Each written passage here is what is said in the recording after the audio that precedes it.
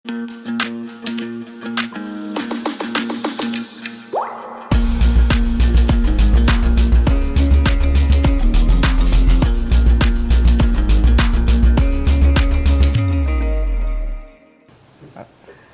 Sobat Maraga, sahabat Bea Cukai Makassar. Bertemu lagi dengan saya, Doni Wahyu, dalam konten Basang, Bincang-bincang Santai Maraga. Nah, kali ini kita akan membahas tema yang hangat diperbincangkan terkait dengan kelangkaan dan tingginya harga sewa kontainer. Telah hadir bersama kita, Alhamdulillah, ada Bapak Wahyu Hermawan, yaitu General Manager Samudra Indonesia Cabang Makassar, dan Ibu Dwi, Branch Manager SITC Cabang Makassar. Sobat Maraga, telah kita ketahui Samudra Indonesia adalah sebuah perusahaan logistik dan pengapalan terbesar di Indonesia, yang salah satu cabangnya di Makassar. Bisa disebut bahwa cabang Makassar adalah miniatur Samudra Indonesia, ya Pak. Ya. Karena seluruh anak usaha cabang Samudra Indonesia ada beroperasi di Makassar. Ya.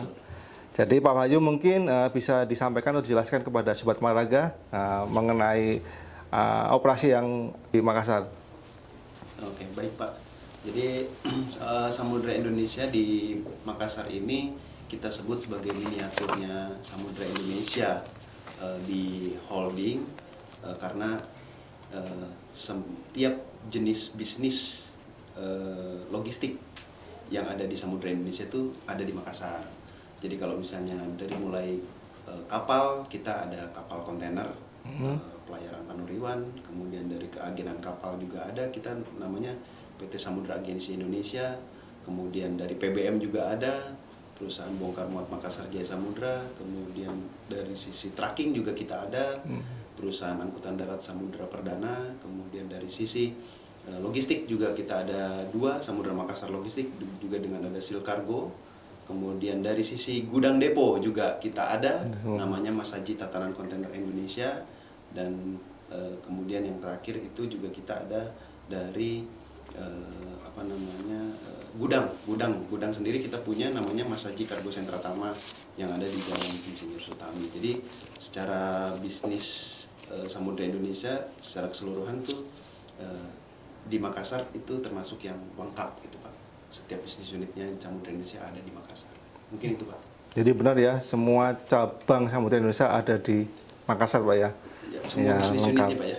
Semua jenis bisnis. Iya, jenis bisnis di Samudra Indonesia itu ada di Makassar. Berarti emang bisa disebut sebagai miniatur Samudra Indonesia ya? Samudra Indonesia.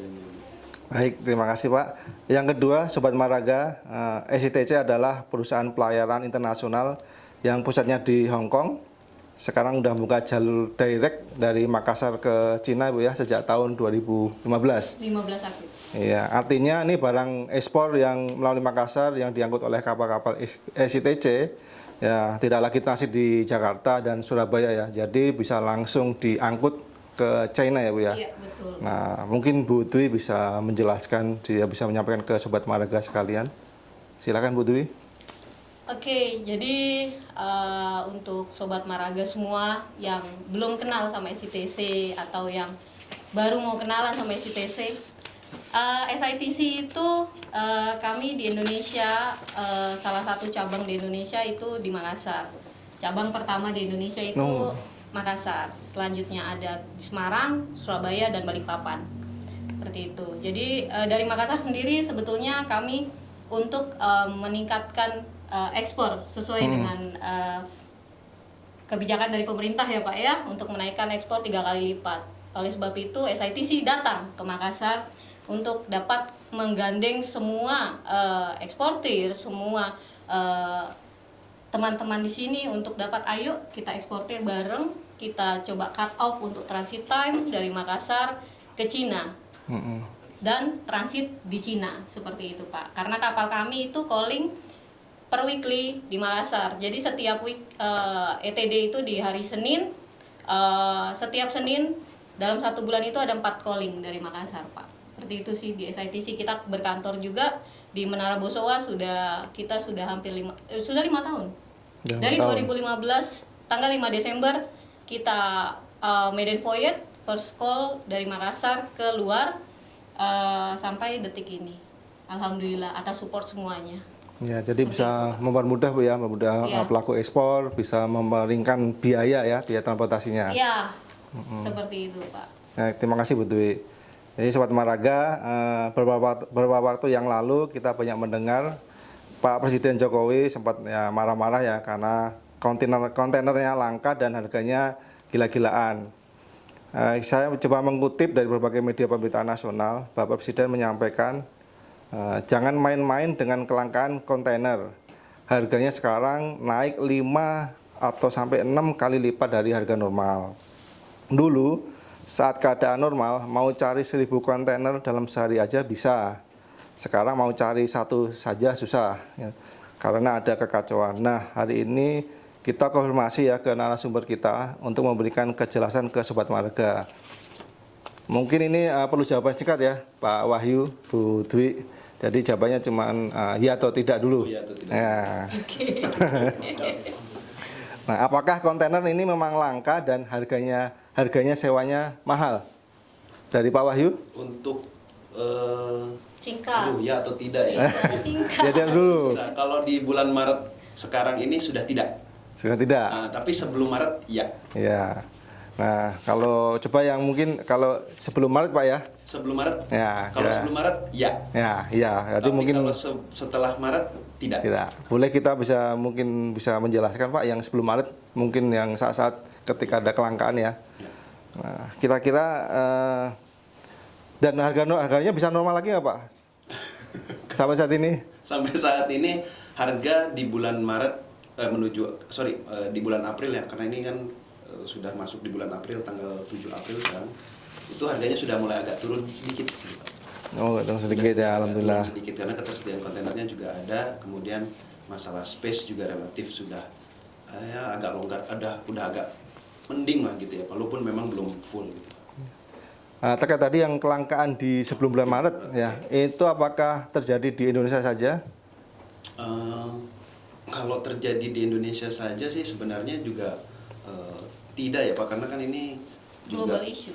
karena kan ini juga kaitannya juga masih ada kaitannya dengan pandemi, tapi seiring sebelum itu saya mungkin mau arahkannya seperti ini Pak. Jadi kita untuk mengatasi kelangkaan kontainer yang dilakukan oleh kita, kebetulan kita Samudra Indonesia agen dari pelayaran MLO ONI, kemudian ada Maersk, kemudian juga KMTC, kemudian juga ada Samudra Shipping Line sendiri. Jadi yang kita lakukan adalah kita untuk mengatasi kelangkaan kontainer itu, kelangkaan kontainer ini terjadi karena kontainernya dari pelabuhan di luar Indonesia belum kembali ke Indonesia Pak, belum bisa kembali ke Indonesia.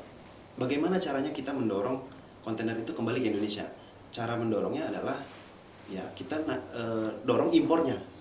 Iya. Dorong impor. Jadi mendorong impor. Tapi kalau misalnya mau tarik kosong dari sana hanya spesial untuk Indonesia buat MLO, ya itu cost Pak ya. Selain cost juga mungkin akan dicari mana tujuan-tujuan dari kontainer yang nilainya freight-nya lebih bagus. Mungkin kontainer dari Cina nggak mau balik ke Indonesia, mungkin lebih prefer saya mending muat dari Amerika aja, kosongnya pulangin ke Amerika, dari Amerika muat ke Cina gitu, atau freight dari Cina ke Amerika. Karena kenapa? Karena freight-nya lebih bagus Pak, ketimbang saya pindahin dari Cina ke Indonesia gitu barangnya.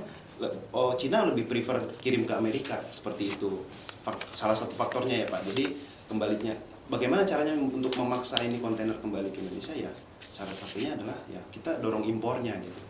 Nah cuma akan tetapi gitu ya, kenapa impornya ini kita nggak bisa dorong memang di Februari, Januari itu volume impor di Makassar pun untuk khususnya di kami ya, itu ngedrop Pak, ngedrop jauh sekali di Januari, Februari. Maret baru agak normal nih, tapi Januari, Februari kemarin di awal 2022 impornya jauh sekali, karena yang terjadi adalah saya mungkin agak flashback sedikit, di bulan 8 2021, Agustus 2021 itu negara-negara Eropa, kebetulan kami tujuannya lebih banyak ke Amerika dan Eropa Pak. Negara-negara Eropa itu kemarin di bulan Agustus sudah menyatakan udah nggak ada pandemi gitu di bulan Agustus 2021. Padahal di bulan Juni bulan Juli itu Belanda COVID sampai 700.000 dalam waktu 1 hari. Kemudian Rusia juga sama 400.000 dalam 1 hari gitu. Nah, tapi di bulan Agustus mereka langsung menyatakan ada pernyataan dari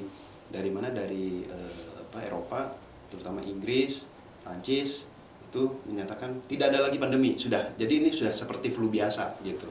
Nah, dampak dari tidak adanya pandemi itu sehingga mulailah kegiatan ekonominya mulai jalan nih Pak. Tumbuh. Di Eropa mulai tumbuh nih, mulai gerak.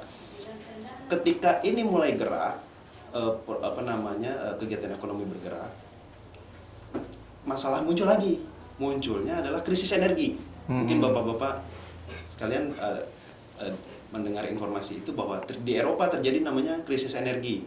Jadi yang pertama disebabkan karena musim dingin di Eropa pada saat itu menyebabkan permintaan untuk gas alam itu meningkat. Kemudian di Inggris juga sampai kelangkaan bahan bakar. Kemudian selain musim, kemudian musim dingin, kegiatan ekonomi sudah mulai berjalan, tapi terjadi krisis energi, kelangkaan. Karena mereka tidak mau pakai batu bara kemarin itu, karena ingin ramah lingkungan ya gitu. Yeah. Nah, akibatnya kegiatan ekonomi yang tadinya sudah mulai berjalan terhambat lagi Pak, gitu. Yang tadinya harusnya ada impor nih dari Eropa misalnya masuk ke Indonesia, ada impor masuk ke negara-negara Asia, akhirnya terhambat lagi gitu. Sehingga ini juga yang tadinya pandemi itu udah mulai berkurang, ada krisis energi. Jadi kayak dihajar bertubi-tubi. Akhirnya dampaknya ya tadi saya katakan di Januari, di Februari itu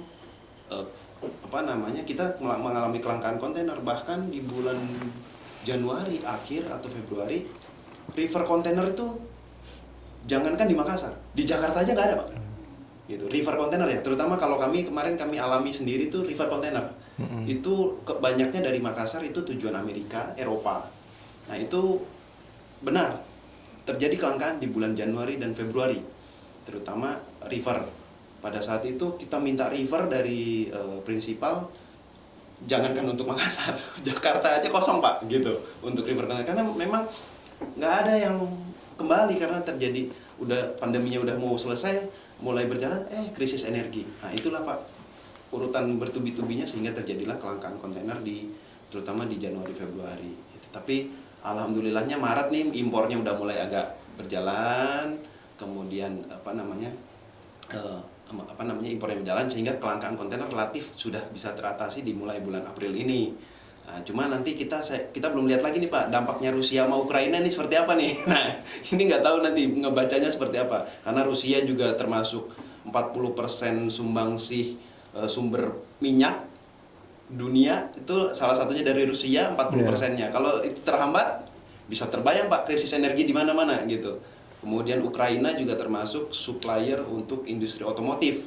Nah, jadi untuk mendorong impor lagi produk otomotif juga mungkin juga akan terhambat gitu. Nah, itu ya sebenarnya kita dari pelayaran lebih prefer untuk dorong impornya.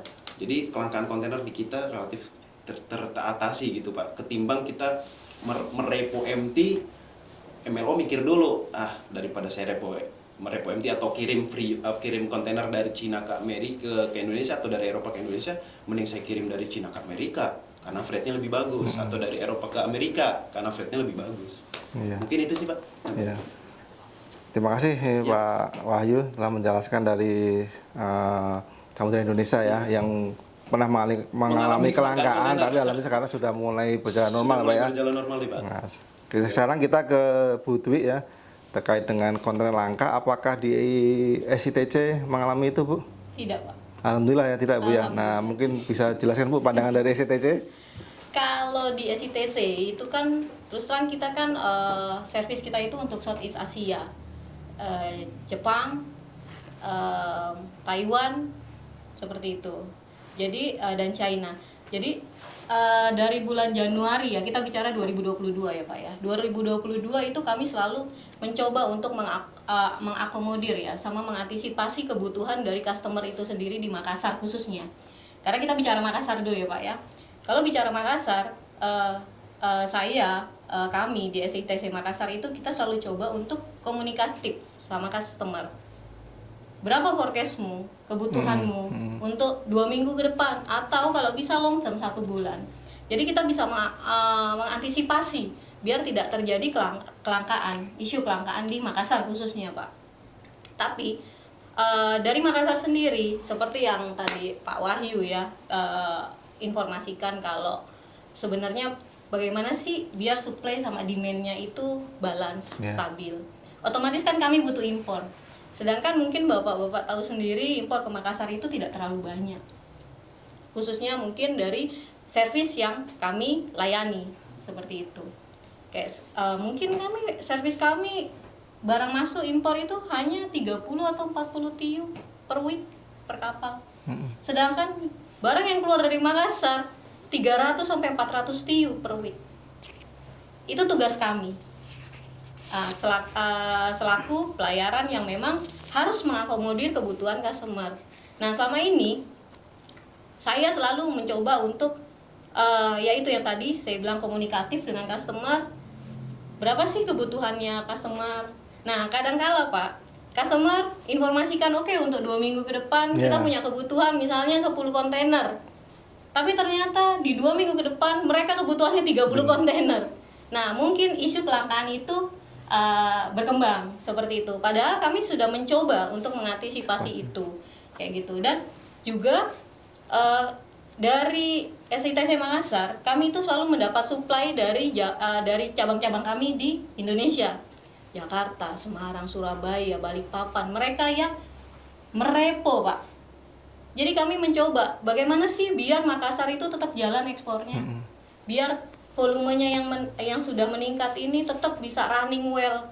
Otomatis di manajemen kami itu selalu mencoba untuk mencari solusi. Oke, kita repo kosong Pak, dari Jakarta, dari Surabaya, kayak begitu. Jadi kalau isu kelangkaan itu di Makassar sendiri itu ya memang kalau dari sisi SITC itu tidak ada. Seperti itu Pak. Memang secara global memang menjadi global issue Pak. Di masa pandemi ini otomatis ada pengurangan servis, pengurangan kapal kayak begitu. Karena memang pandemi ya Pak ya. Jadi barang yang masuk ke Indonesia pun berkurang. Yang tadi saya bilang supply demand tidak balance jadinya. Tapi kalau untuk kebutuhan Makassar sendiri, kita pastikan akan mencoba untuk mengakomodir berapa kebutuhan customer. Selagi itu masih bisa sesuai dengan forecast yang sudah mereka infokan sebelumnya, tidak ada itu isu kelangkaan itu. Kecuali kayak saat ini, DMO itu kan sudah dicabut ya Pak ya, Domestic Market Obligation, khususnya untuk nikel. Kami terus terang nikel di Makassar itu sedang melonjak Pak. Per week kebutuhan untuk kontainer 20 feet at least itu 150 sampai 200 kontainer. 20 feet untuk nikel saja. Kayak begitu. Sedangkan barang yang masuk, kontainer yang masuk itu cuma 20-30 kontainer, Pak. Nah, itulah tugas kami kayak gitu. Bagaimana untuk men-solving ini kayak gitu, ambil jalannya, solusinya seperti apa. Seperti sama juga dengan 40 feet. Komoditi di Makassar itu kebanyakan itu seaweed, rumput laut yang sekarang harganya bagus Pak. Saya cek ke semua customer di Makassar, nilai komoditi, harga komoditi sekarang itu lagi meningkat. Otomatis permintaan banyak dong Pak untuk mengirim ekspor. Nah dari situ ya terus kami gali informasi ke customer, berapa kebutuhanmu agar mereka senang, kami pun senang, semua senang, seperti itu. Jadi semua harus running well. Kalau di Makassar saya memang selalu menerapkan saya punya tim, di manajemen pun mempush kami untuk jangan sampai Makassar tidak ada kontainer. Makassar is priority.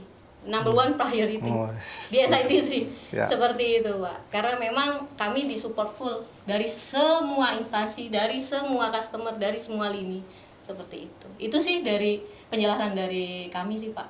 Gitu. Jadi kelangkaan kontainer ini sudah teratasi.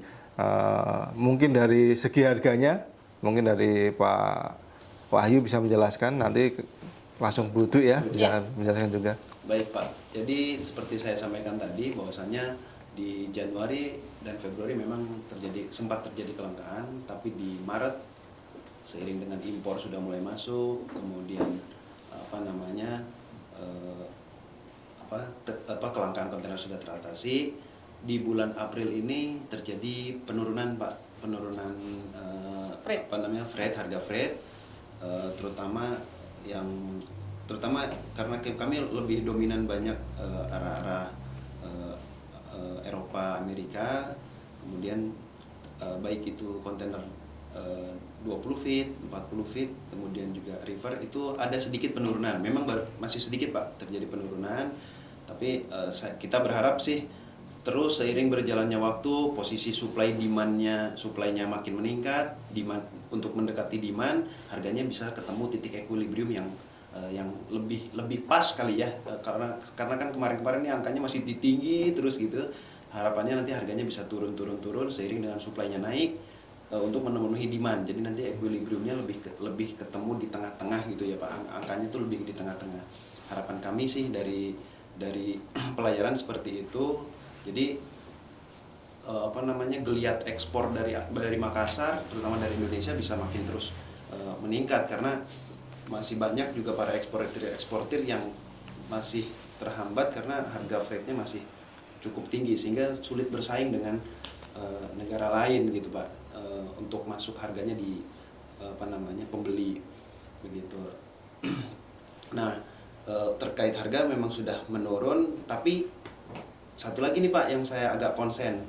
Nah, ini dampaknya Rusia Ukraina ini yang masih belum bisa kami baca seperti apa ini dampaknya ini, karena Rusia sama Ukraina sepertinya kok lama ya Pak ya, agak lama ini perseteruannya ini agak lama, sehingga padahal si Rusia ini adalah salah satu 40% diantaranya minyak dunia itu disuplai oleh Rusia gitu. Jadi ya, kita juga ada kekhawatiran ini bisa berdampak gitu, tapi saya masih belum tahu seperti apa dampaknya ke depan gitu. Mungkin itu Pak. Tapi dari Samudra Indonesia kemungkinan tetap optimis Pak ya, harga mudah-mudahan bisa tetap turun ya. Ya, seiring dengan impornya makin menggeliat Pak ya, itu seharusnya artinya kelangkaan kontainernya relatif tersedia gitu, teratasi. Kalau posisi supply kontainernya tersedia Pak, ya harusnya harganya bisa lebih lebih kompetitif ketimbang kita harus merepo MT khusus Pak. Ya, betul. Itu udah cost tersendiri untuk, pasti itu akan, kalau misalnya repo MT dari sana ke kita, dari luar ke kita ke Indonesia, pasti ada biaya repo MT-nya ini kan, ada cost yang harus dimasukkan dalam pada saat ekspor tadi. Tapi kalau ada impor, ininya kan sudah pakai cost impornya Pak, gitu, untuk untuk mengatasi ketersediaan kontainer di Indonesianya gitu. Jadi harusnya harganya bisa lebih kompetitif lagi, lebih turun lagi, sehingga ketemu titik equilibrium. Cuma ya kita lihat nanti Pak, Rusia Ukraina ada dampak lagi nggak nih? Saya belum tahu nih. Itu Pak. Oke, baik. Bagaimana dengan SITC Bu Dwi?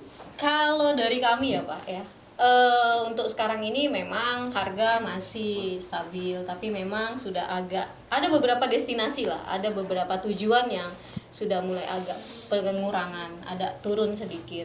Kenapa? Kami masih ada beberapa tujuan yang stabil seperti itu toh?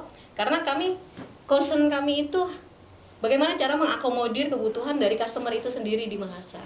Sedangkan supply dan demand yang tadi disebutin sama Pak Wahyu itu belum pernah ketemu Pak di Makassar. Di Makassar itu belum pernah ketemu, selama hampir 5 tahun ini belum pernah ketemu. Supply-nya kita mungkin 15% dari kebutuhan yang 100% ini untuk ekspor. Kayak gitu. Tapi tetap yang seperti saya utarakan sebelumnya itu, Makassar itu first priority-nya SITC di Indonesia seperti itu Pak. Bagaimana cara kami untuk bisa mengakomodir semua kebutuhan customer. Nah untuk kedepannya kami pun belum bisa memprediksi ya Pak ya, seperti halnya juga yang ada perseteruan di sana, walaupun itu tidak secara langsung impact ke kita, cuman ada impactnya pastinya seperti itu. Karena kami itu harus yang tadi ini kita harus repo nih Pak.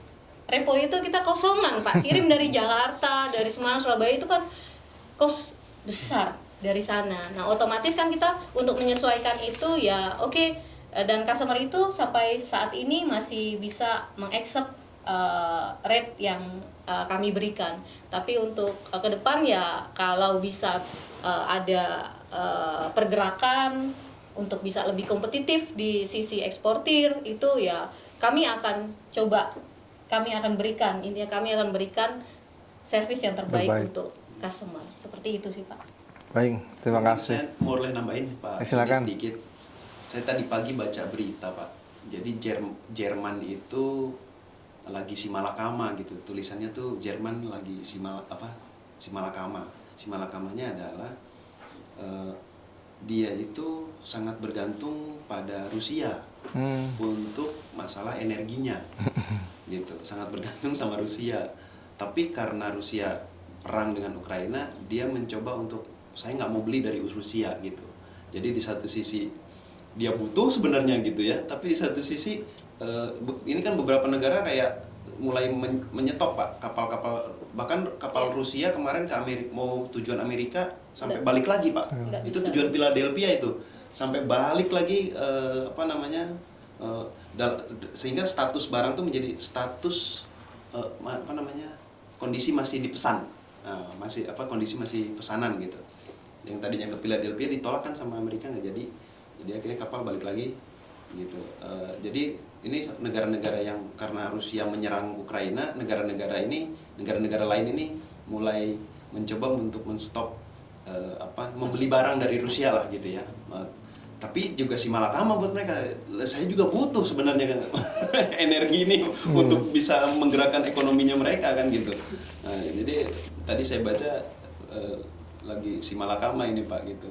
Kalau kemarin krisis energinya si malakamanya nggak mau pakai batu bara, tapi gara-gara krisis energi terpaksa deh pakai batu bara kan gitu. Nah sekarang kondisinya seperti itu. Nah itulah yang dampak yang mungkin saya khawatirkan nanti di salah satunya misalnya Jerman mengalami perlambatan lagi. Kalau Jerman mengalami perlambatan berarti kan barang yang keluar dari Jerman misalnya tujuan ke Asia atau tujuan ke Indonesia kan juga pasti akan terhambat Pak. Ketika itu terhambat bisa terjadi lagi kelangan kontainer kan gitu. Nah itulah yang masih belum bisa kita prediksi ke depannya seperti apa. Kita lihat perkembangannya Pak, dampak dari perangnya Rusia Ukraina ini seperti apa. Ini masih kita lihat perjalanannya ini di bulan-bulan ini gitu. Berarti kita ini ya, semoga kita harapkan perang antara Rusia dan Ukraina ini selesai ya. Iya, Pak, selesai. Damai, karena ini akan berdampak, berpengaruh terhadap perdagangan, terutama tadi ketersediaan kontainer ya, ketersediaan kontainer dan mungkin juga nanti berpengaruh dengan harga juga. Ya, kita berharap ini semua berakhir.